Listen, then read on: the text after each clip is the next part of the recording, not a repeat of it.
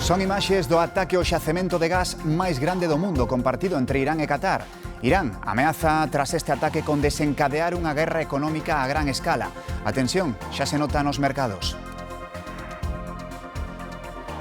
Un tiroteo en plena rúa en Lugo deixa un ferido de bala. Por motivos que se descoñecen, dous homes comezaron a discutir e un deles meteulle outro un tiro nunha perna.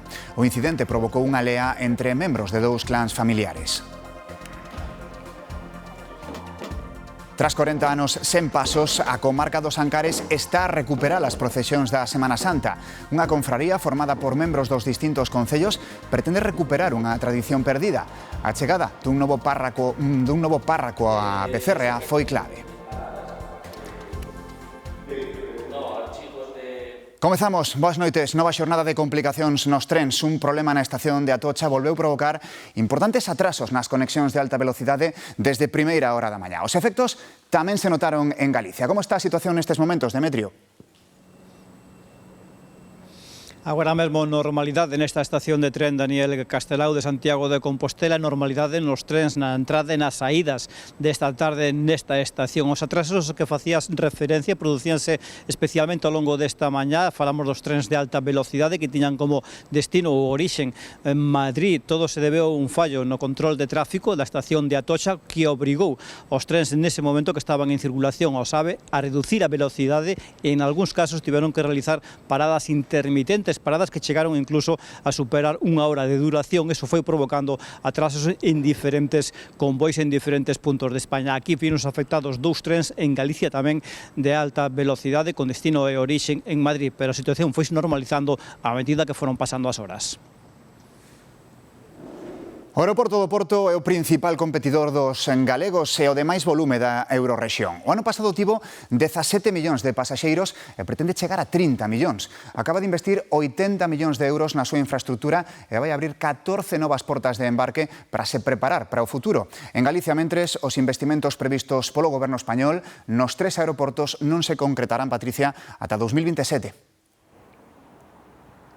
Sí, este aeroporto, o Sá Carneiro, quere chegar aos 30 millóns de viaxeiros ao ano, que son case o dobre dos que ten na actualidade. Para iso xa se comezaron a facer algunhas obras e outras iránse concretando nos próximos meses para apoiar ese crecemento. Este aeroporto fixo luns 80 anos e celebrouno inaugurando un novo centro de coordinación de operacións e unha pista completamente renovada na que se investiron 50 millóns de euros. O plan de expansión non se concretará ata finais deste ano, pero xa hai anuncios. Por exemplo, terá 14 novas portas de embarque que permitirán que esta infraestructura siga crecendo. É importante, consideran tamén, repensar a mobilidade arredor do aeroporto, por iso gardarás espazo para a nova estación do AVE que conectará con Valença, con Vigo e que continuará a liña cara Lisboa. O goberno luso quere convertir este aeroporto Sá Carneiro no hub máis importante de todo o noroeste peninsular. O goberno galego quere ter antes do verán unha planificación que permita sumar destinos nos 3 aeroportos galegos. Tras a segunda reunión co Comité de Coordinación Aeroportuaria, o conselleiro da Presidencia, Diego Calvo, fixo un chamamento ás administracións a sumar esforzos para impulsar as 3 terminais galegas a través dun fondo económico de promoción turística. Nos o que propoñemos é facer un fondo para aportar esa labor de promoción que viñamos facendo, pero facelo nese destino en concreto para axudar que tanto entre nós como os concellos e as deputacións e o traballo que fai a AENA podamos conseguir pois polo menos dous destinos novos en cada aeroporto. Primeira enquisa do CIS tras o comezo da guerra en Oriente Próximo e as eleccións en Castela e León. O Partido Popular reduce a distancia co PSOE e Vox baixa en intención de voto. O PSOE mantense como primeira opción con case o 32% dos votos, pero os populares recortan a distancia a 8,5 puntos. Vox cae máis de 2 puntos ata o 16,6%. Sumar mantense no 7% e Podemos perde un punto.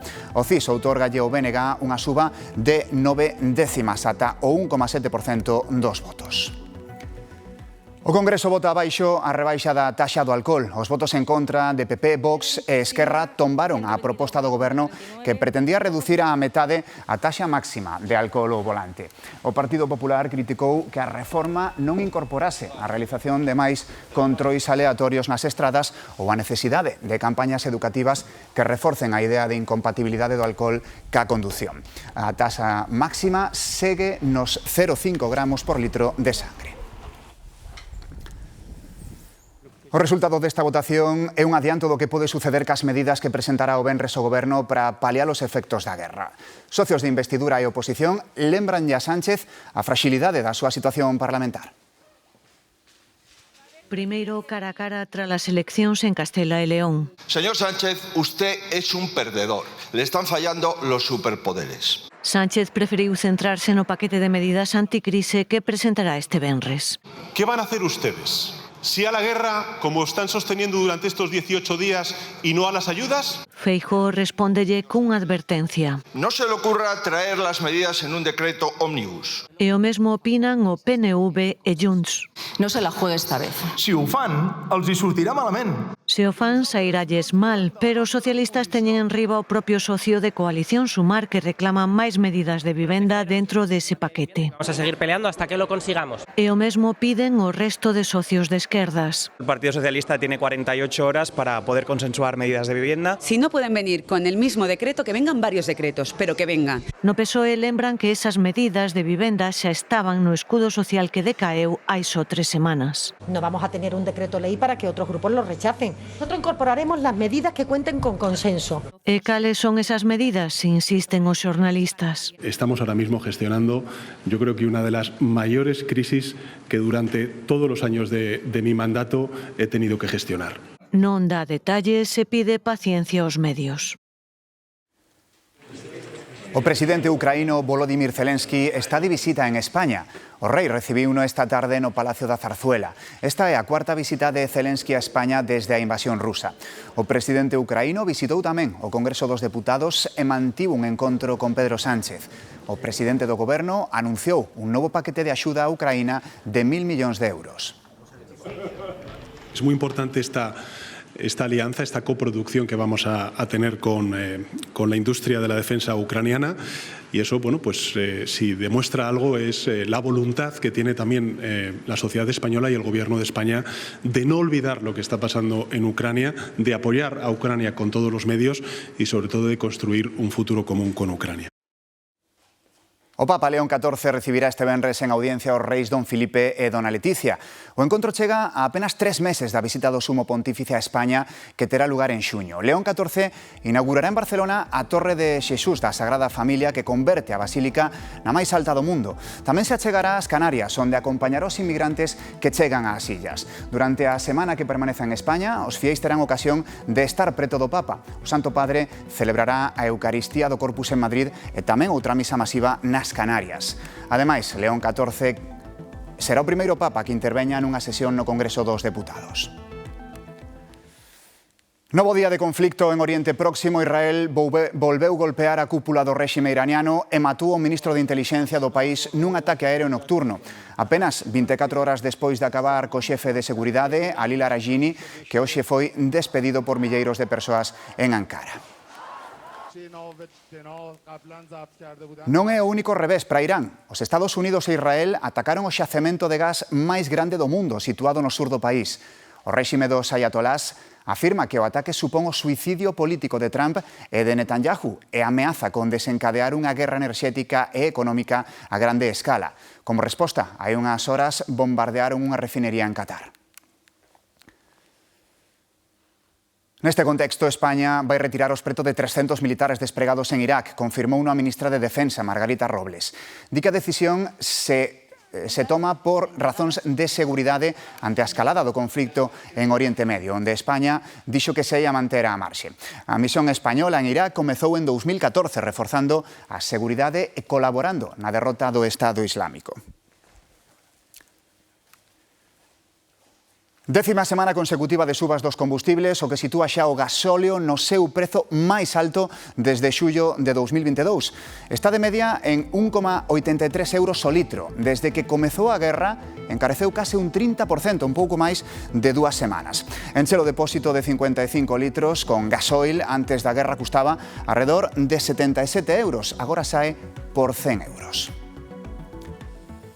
Italia súmase a países como Portugal e anuncia rebaixas no prezo dos combustibles. En rebaixa de 0,25 céntimos o litro de carburante, de 25 céntimos o litro de carburante para tentar aliviar as subas provocadas polo conflito en Oriente Medio.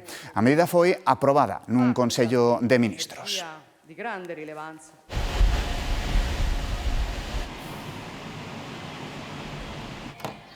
Sobe tamén a bombona de butano ata os 16,35 euros e parece que esta non será a última suba.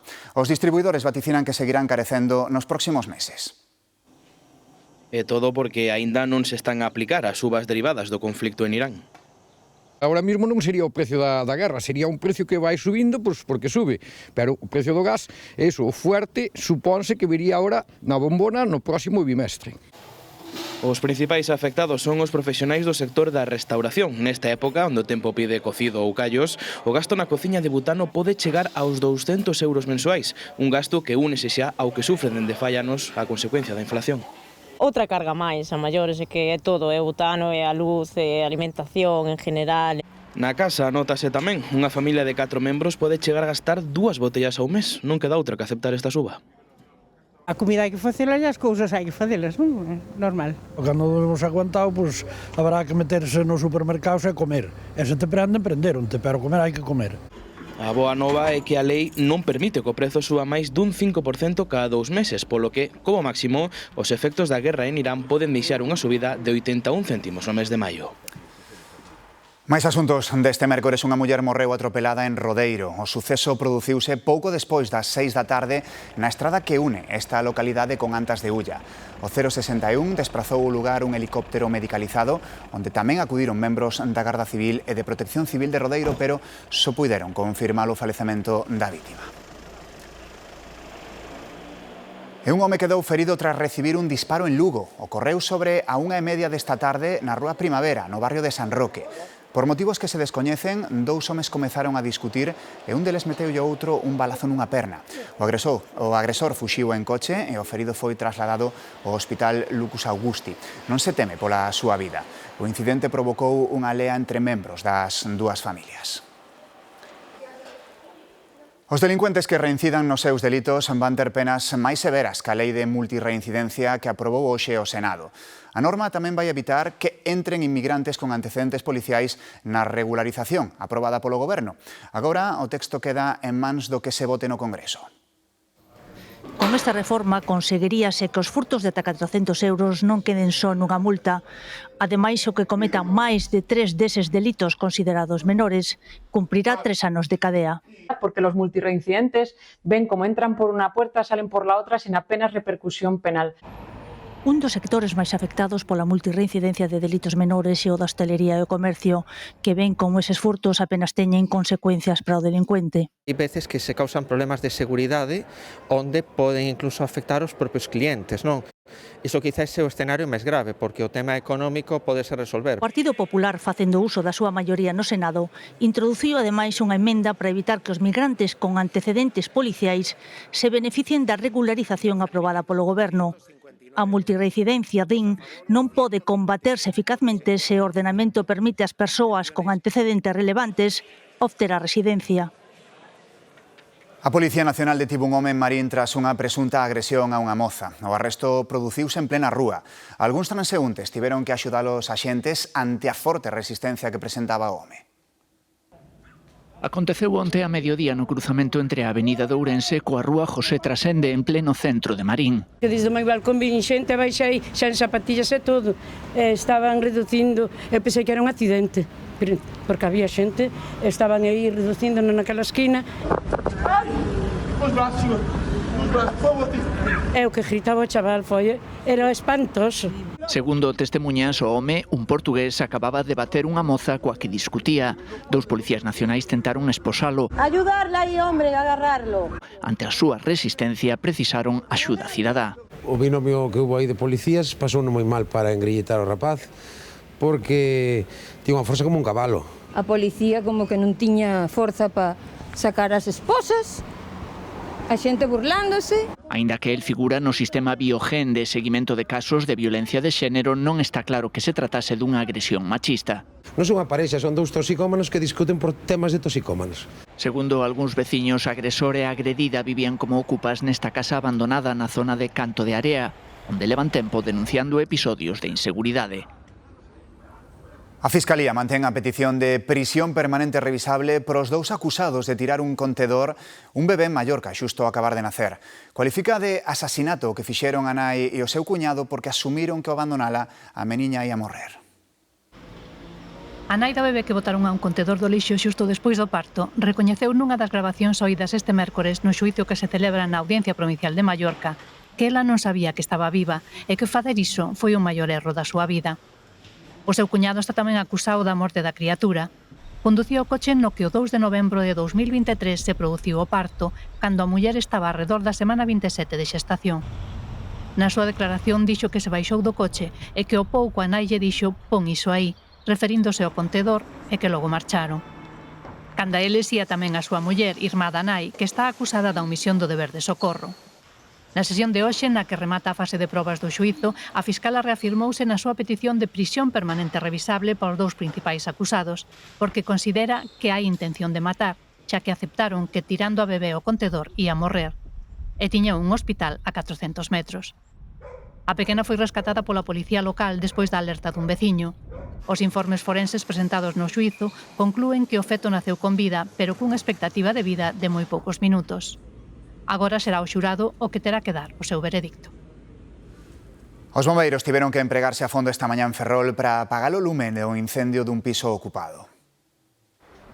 Foi de madrugada contra as 5:30 da mañá. Un lume no segundo andar deste edificio da rúa Cuntis de Ferrol alarmaba a veciñanza. Esta mañá, para algúns dos que pasaban pola zona, o incendio era previsible. Ocupas, era esperable que pudiera pasar. Eu sei que aquí hai ocupas, según comentan, non? No, aí hai uns ocupas que teño pánico nada máis que pasar por aquí, Os bombeiros tiveron constancia do suceso pola chamada dun particular que non alertou de que houbera xente no interior. Foron os propios equipos de emerxencias os que informaron e evacuaron 4 persoas que tiveron que ser trasladadas ao hospital por inhalación de fume. Segundo a filla da propietaria da vivenda incendiada, hai só unha semana que o Concello lle comunicou que o edificio estaba en estado ruinoso, despois de que ela mesma puxera denuncia nos xulgados de que había ocupas na súa propiedade. Sei nada disto, sei que polas noticias nada máis que me enterei polo Facebook de que hai 4 persoas feridas, aí había drogodependentes, eu quixen entrar unha vez pero amenazáronme, dixen que non entraba máis, porque aparentemente o que mellor estaba era o piso de miña mai, o segundo era o que máis, por decirlo así, podíase habitar. Se hai 4 feridos, sinto moito, non estaban na súa propiedade, así que eu sinto moito. Segundo informaron os bombeiros, o inmoble estaba cheo de trebellos, o que dificultou os labores de extinción e propiciou a rápida propagación do lume. Polo momento descoñécense as causas do incendio, pero non se desbota que fora unha cabicha mal apagada. Os bombeiros lograron controlar o incendio rexistrado nunha nave industrial de residuos plásticos na Bañeza, aínda que os traballos de extinción prolongaranse durante días. A Junta de Castela e León mantén activo o nivel 1 de emerxencias por se vir ao vento e o fume pode afectar a visibilidade nas estradas ou a poboación, a que se lle recomenda pechar portas e ventás e usar máscara. A Garda Civil abriu unha investigación para aclarexar as causas do incendio que se orixinou de madrugada. Continúan os roubos en cemiterios de Ourense. Desta vez, os ladróns entraron nun camposanto de Celanova e levaron decenas de cristos das tumbas. Cando pasei por aquí, ven aí 3 cruces arrimadas a esa escultura, e se me extrañei. Já dicen, isto non é unha cousa normal. E ao chegar a casa, no telediario da Galega, estaban dicindo que estaban robando por aquí. E chamei a policía local e xa viñeron. Deste xeito, decatáronse do que acontecera. En realidade non eran 3, senón case 40, os cristos roubados das tumbas. Parece que tendo ben parece que che dá que tamén eles están ben, entendes? E de repente que che quiten todo de aí, pero é que ven iso, Dios mío. Queda frío porque, vamos, isto había que ter un respeto. A culpa ten quen o rouba e quen o compra. O valor económico do roubado está por cuantificar. Din que os realmente valiosos son os de bronce, pero non os que máis abundan precisamente polo seu prezo. Porque o mellor un de bronce bo andache cerca dos 600 euros e non creo que haya moita clientela que teña un Cristo de bronce dese valor. Con este xa son 3 os cemiterios asaltados nos últimos días na comarca de Celanova. Este de San Breixo, coñecido como San Verísimo, o de Santa María de Fechas e o de Casariño. Pode ir a máis, temos moitos cementerios, temos moitas parroquias e todos nos comentamos e claro, estamos moi preocupados. Os ladróns deixaron a súa pegada tamén estes días no Campo Santo das Maravillas, en Cartelle, e no de Santo Eusebio da Peroxa. En total levaron máis de 70 cristos de todos os cemiterios. A comarca dos Ancares está a recuperar as procesións da Semana Santa. A iniciativa partiu dos colectivos culturais da Bisbarra, que decidiron darlles un impulso aos pasos perdidos durante varias décadas. Tras uns 40 anos sen procesións na Semana Santa, pouco a pouco a comarca dos Ancares está a recuperalas. Este novo pulo partiu dos colectivos culturais Zoelas, Candelas e Abrente, que axudaron a crear unha confraría que ensaia en Becerrea con membros procedentes de distintos concellos da Bisbarra. Empezamos a recuperar as procesións que levaban, me parece, cerca de 40 anos sin facerse. Bueno, esta é unha cofradía interparroquial estamos xente de toda a comarca de Ancares, eu concretamente non son de Becerrea, son da parroquia de Torés, de As Nogais. A última vez que eu casi lembro que houve procesión debía ter eu 7 ou 8 anos, teño 50 e pico, o sea que bastantes anos, e os 40 ben cheos sin haber procesións hasta o ano 2023, que foi cando retomamos a idea. En 2025 xa organizaron as procesións na capital dos Ancares e nesta Semana Santa van estender os actos ás outras vilas da comarca. Nesta recuperación tivo que ver tamén a chegada a Becerrea dun novo párroco. A xente da comarca ver un cura novo, pois parece que ven ganas de traballar, ideas novas, e decidiron propoñerme recuperar as procesións que había 40 anos se facían aquí en Becerrea. Sobre todo a do Viernes Santo, que sale polas calles de Becerrea a imagen da Dolorosa e do Cristo crucificado. De cara a edicións vindeiras, queren recuperar tamén o paso do Cristo resucitado e celebrar as procesións nos distintos concellos dos Ancares. Os primeiros usuarios da residencia de Iris, a cuarta que construe a Fundación Amancio Ortega e cedida á Xunta, xa residen no centro. Hoxe a conselleira de Política Social interesouse pola súa experiencia. Unha instalación deseñada para a calidade asistencial e o envellecemento activo. Supuxo un investimento de máis de 30 millóns e creou máis dun 100 de postos de traballo. A Fundación Amancio Ortega inviste 180 millóns nas 7 residencias proxectadas en Galicia, que dotarán o país de 900 prazas públicas. E hai novidades no cartel do Son do Camiño, o primeiro gran festival do verán en Galicia. Desvelouse o cartel por días e súmanse 3 novos nomes. Un deles, ademais, será cabeza de cartel o sábado, DJ Snake.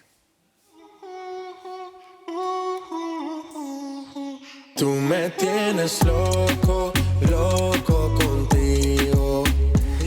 Este seguro que é un dos temas que soarán no Monte do Gozo. O festival, que se celebrará entre o 18 e o 20 de xuño, xa ten todos os abonos esgotados, pero aínda queda unha oportunidade para asistir. As entradas diarias que saen á venda o próximo martes 24 de marzo.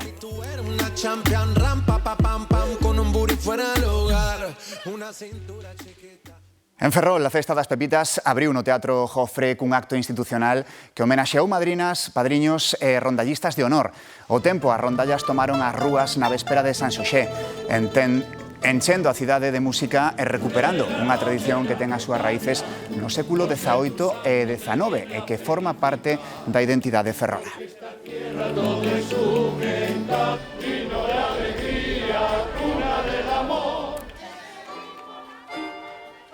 Outra festividade, a da Pascua, ten sempre un componente doce, con tradición en todos os rincóns de España. As monas de Pascua con máis fama son as catalanas e son moitos os concursos nos que os mestres pasteleiros presentan as súas mellores creacións estes días. A que vemos é unha competición con temática animal. Gañou unha mona, neste caso con forma de papagaio. É vegana, de masa nai e cunha textura moi lixeira segundo o xurado. Ten chocolates negro, branco, con leite e caramelo. Unha obra de arte efémera. Quen a collera. Ata mañá. Feliz noite.